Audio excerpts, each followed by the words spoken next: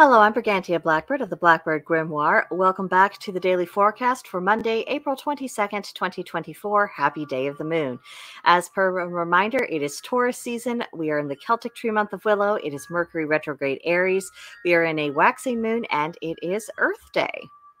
Our astrology for today: the sun is in Taurus, fixed earth representing practicality. The moon begins the day in second quarter Libra, cardinal air representing humility, and then at 6:24 p.m. Central Time, it will go void of course. Mercury continues to retrograde in Aries, cardinal fire, representing fiery tempers. Venus is in Aries, cardinal fire, representing being impulsive. Mars is in Pisces, mutable water, representing curiosity. Jupiter is in Taurus, fixed earth, representing practicality. Saturn is in Pisces, mutable water, representing nostalgia. Uranus is in Taurus, fixed earth, representing renovation. Neptune is in Pisces, mutable water, representing imagination. Pluto is in Aquarius, fixed air, representing reformation. And of course, for the Mercury retrograde, continue to rethink, revise, and redo. So we are in a waxing gibbous, which means it is time for us to cultivate our intentions. And for the Libra moon, do remember to connect, to look for solutions, and to engage in cultural activities, but don't get lost in romanticism, emotionalism, or manipulation.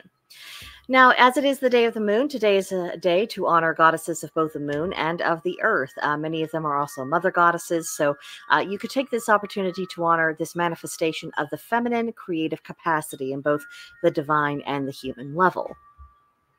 Our tarot card for today is the Knight of Arrows. It is the hawk. So cultivate heroism, clarity, subtlety, but the challenge you will face in doing this is overcoming your personal fears, dismantling illusions. We all have wrong ideas in our heads, so every so often we got to go through and review those ideas and see which ones hold water and discard the ones that don't. And of course, we also must learn discretion. It's amazing how much success really is tied with discretion of not just what you do, but how you do it, why you do it, and when you do it. So that's a little thing to contemplate today.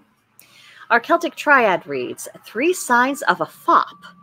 The track of his comb in his hair, the track of his teeth in his food, the track of his stick behind him.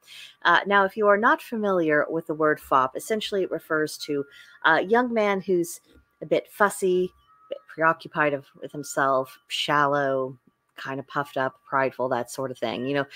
Very busy in the looking glass, admiring his handsomeness. Essentially that is what a fop is.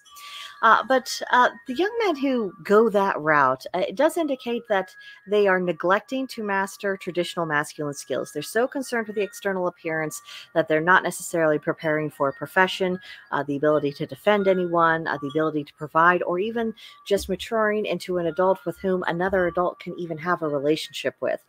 It is too much focus on external appearance and too little on character and skills and values. So, there's some words of warning. Our magical intention today is centered on dream work. The color is silver, the plant is the cedar tree, the animal is the hare, and the crystal is the moonstone. So on the subject of dream work, when was the last time you reviewed your dream journal and you were looking for patterns? That's one of the benefits of keeping a dream journal. One of its purposes is to every so often go back, look for a pattern. These are things you don't necessarily notice in the moment, you don't necessarily think of when you're writing down your dreams, or at least what you can remember of them. But over a period of time, you are seeing a pattern manifest, and that can be very instructive. That can be very helpful if you are looking for signs or omens or any kind of messages from a divine source. So for today's daily practices, honor a lunar deity, celebrate Earth Day, and I can recommend this, without any particular qualms. Yes, it was a day that was set up by people who are very, very far to the political left, and I wouldn't describe them as people who are concerned with good stewardship. I it's more of an ideology that is environmentalism. It's more of a hatred of human beings. It's they're the sort of ones who talk about humans being parasite on the earth. But despite of that, I think it's possible to separate their intentions for setting up this holiday for what it could be usefully used for, which is simply a day of appreciation for this great gift of our planet, all the deities who come together that make all the cycles work, and honoring that. I think we can turn something that was, didn't necessarily have the best intentions behind it into something that is actually good. And I think there's a lot to be said for making lemonade out of lemons. Another thing we can do today is to read up on using moon cycles in gardening. You might also, on a more personal note, consider moving the head of your bed to the west wall of your bedroom. The west is associated with dreams, and that could help encourage more lucid dreams. So if you are getting a bit more into your dream work, that would be something to try. Also, drink some lavender tea before bed. That can help stimulate those dreams.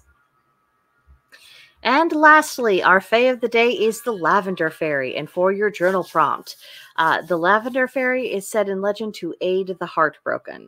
What emotional pain would you like the Lavender Fairy to help you release?